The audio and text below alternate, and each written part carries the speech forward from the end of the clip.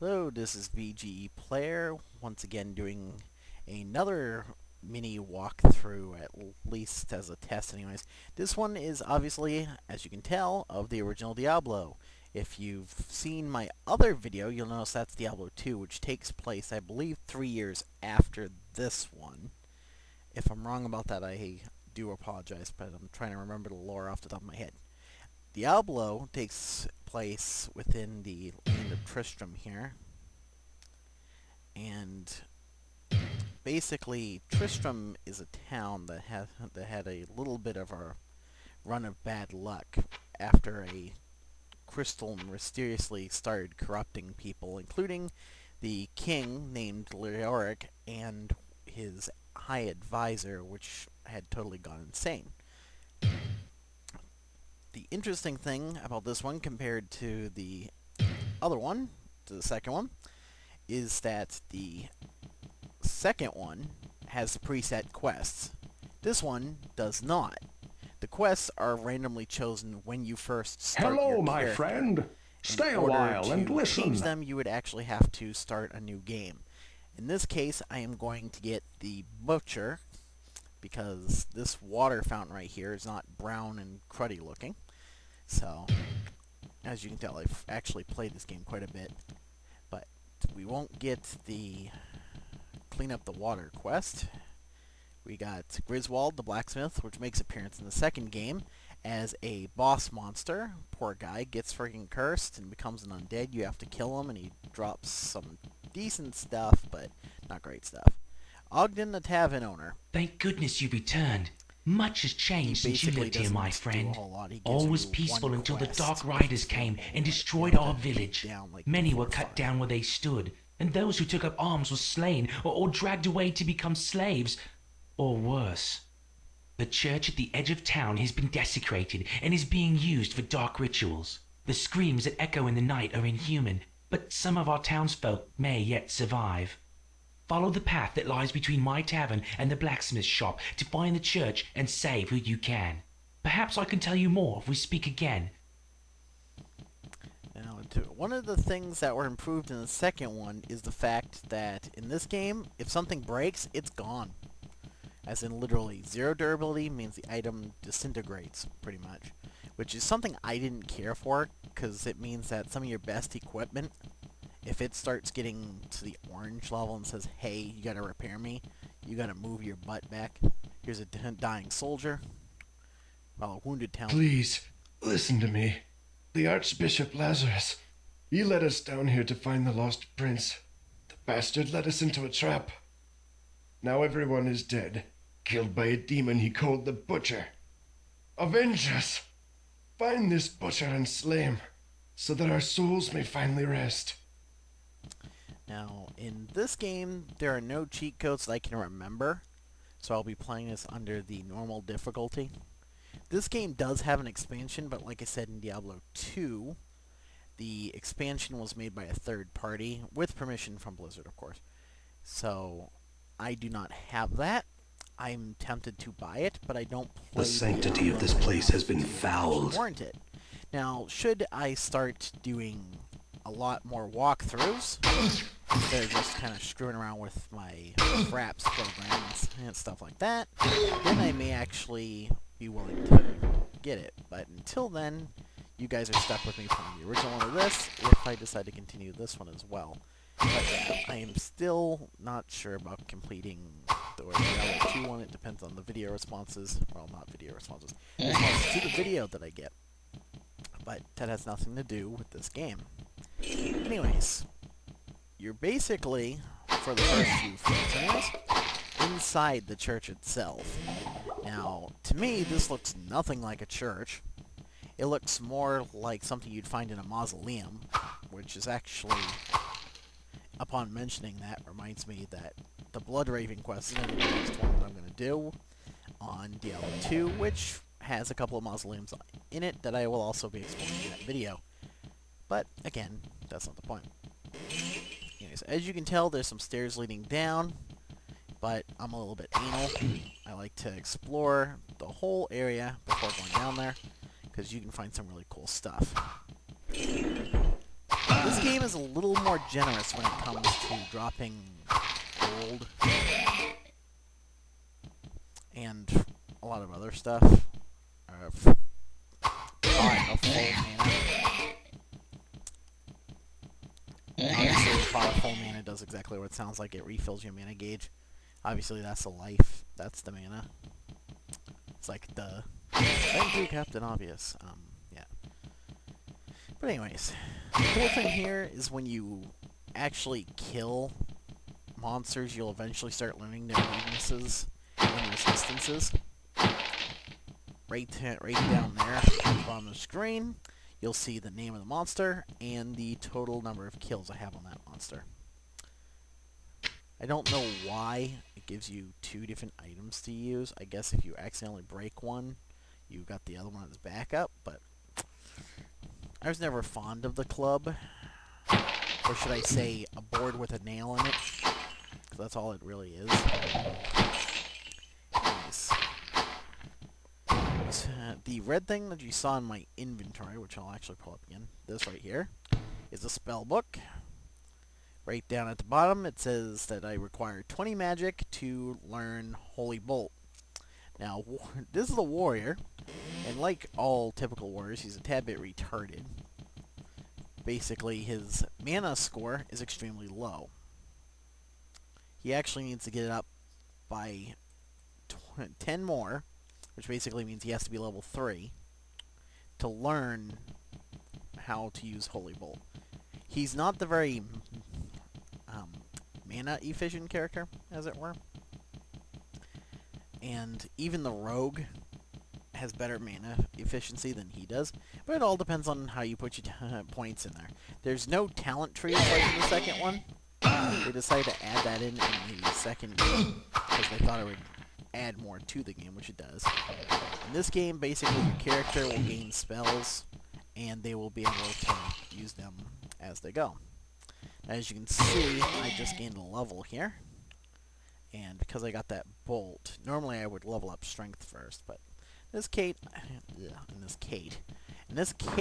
am going to raise his mana up, until you can learn Holy Bolt, so I can use that, because that does come in handy for some of the undead creatures that are actually weak to it. Also, a lot of the demons are weak to it as well. This game's going to be a little bit slower paced than the Diablo 2 one, which is why I'm only doing one quest, which is the Butcher.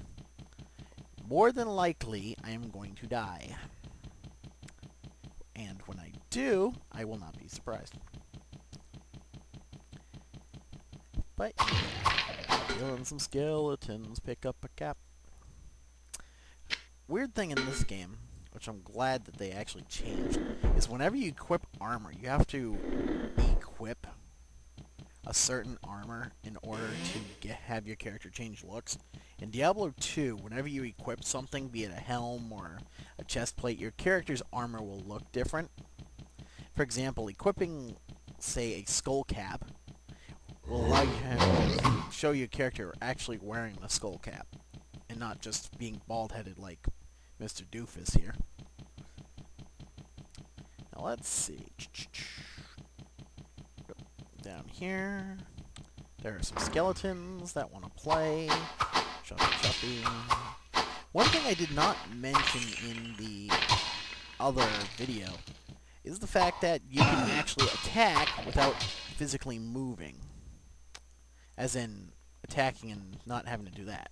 If you hold down the shift, and this is for people that have never played the game, you hold down the shift key, and you can attack in any direction you want, just by clicking in the general direction you want to go for.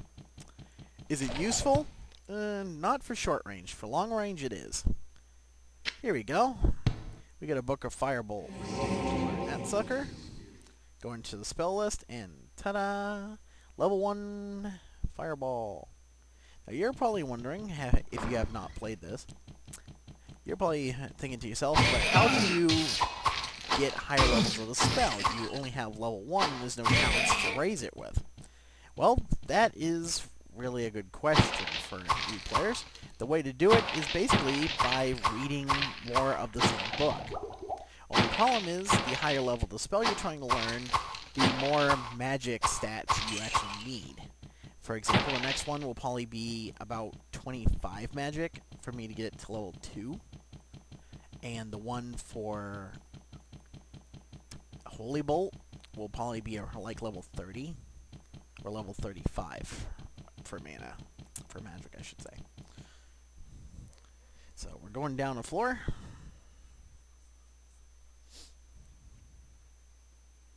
Fortunately, this computer loads really fast. Used to play this on an old Windows 98 computer, and man, was it slow trying to load. It would take about 2 minutes to load just one area, and I'm like, what the heck? Oh, there's the stairs again. We don't need to go down the stairs. Why? Because that leads to the floor with the butcher. Anyways, since we've got the firebolt spell, oh dear. We got the firebolt spell. I want to kill this dude. And let's practice the shot. Oop, didn't need to use 3. Alrighty. As you can tell, this little icon is saying that my helm is about to break. And the fact that it only has 15 durability kind of takes away from that. It's like, dude, your helmet sucks. Anyways, I turned down the volume on this game so that I could be heard a little bit better, I think. I'm gonna actually do a pre-run of this. If I upload it, it's either 1, because I was too lazy to re-record it, or 2, I decided to upload it because I could actually hear myself without the other sounds interrupting it. But, yeah.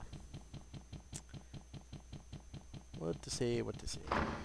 Yeah, doors are a wonderful vantage point. You can actually use doors to your advantage. Some enemies aren't smart enough to open doors. Unfortunately, there are some that are smart enough to open doors, and the Butcher, unfortunately, is one of them. Fortunately, he is too dumb to go out of his way to open a door. Meaning that, as soon as I go back, like, here's the door. If there was like a place I could shoot through right here instead of a wall, if I close the door, oops, gotta get to the other side. If I were to close the door, get over here, and kind of wedge myself in the corner and start shooting at him, he will not go to the door and open it to go around. Especially if he's still over here somewhere.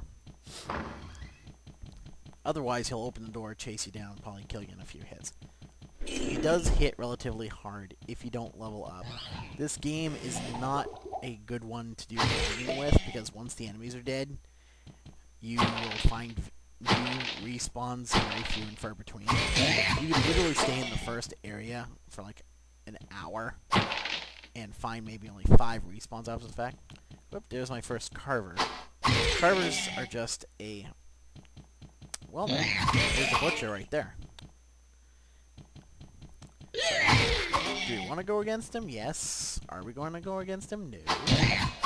5. We have an experience level 4. 2, because I do not want to die yet.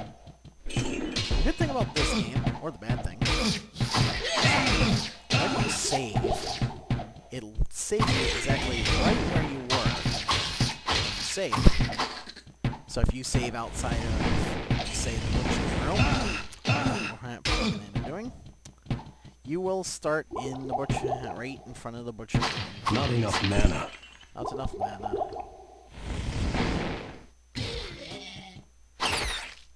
Not enough mana.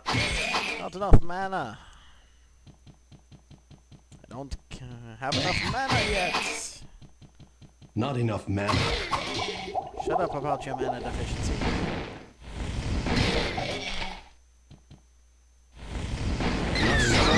These scrolls I'm picking up are basically one-time use spells. They all pretty much correlate with a spell that you can learn from a book. The only difference is that the one that comes from the book is usually a little more potent. Not enough mana. From the actual scroll. Because while the book one has preset stats, but you can level it up. You cannot do that with scroll. Scroll ones are usually at the lowest level possible. Which which I believe is level 1. Hello. You can die. We're going to do that. We're going to raise his vitality. How is my mana -1? That's a good question. Anyways, yeah. The weird thing about this game is the fact that there is no form of ammo for the bow, which can be a good thing or a bad thing. The good news is you can shoot until you're blue in the face and never run out. The bad news is that you can't take advantage of the bow to its full potential because you don't know how much frickin' ammo you're going to use, and kind of takes away the whole concept of a bow. Apparently all bows are magical in this game. Ouch. Blew up a barrel. Blew up a barrel. Let's see. There's going to be skeletons in this room. Of course. It's a skeleton. It's 2 skeletons. 2 skellies. Skull cap. I love libraries. Here's how books and scrolls. And yay, charge bolt. Well, that's always fun. Alrighty. Let's see. The scroll of charge bolt. No, the book of charge bolt requires that I have 25 magic, not 250. I'm an idiot. Firebolt says I needed 18, so I'm like way off on that because I already have Firebolt. So do that, and ta-da.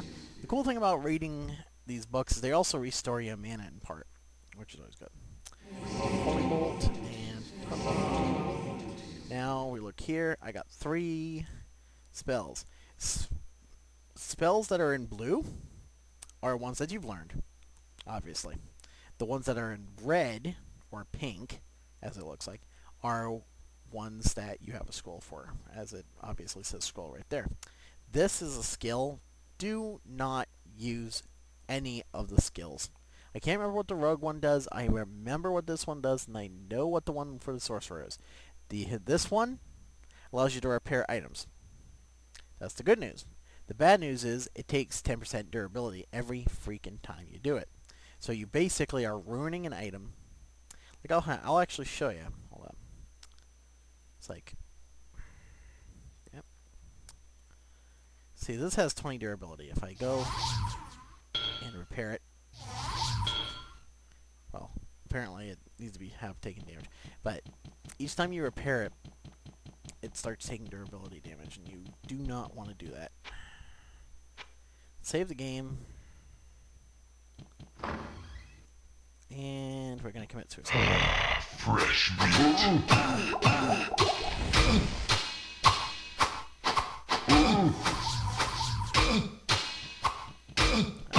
Run away.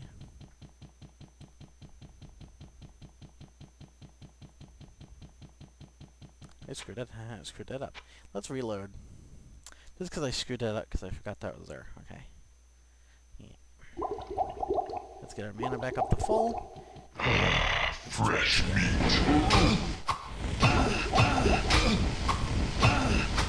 You actually have your spell casted right here, which is never cool.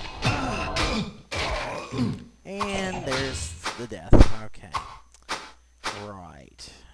Now what it does is it brings you back here. You can go new game, load game, and then you can go to quit.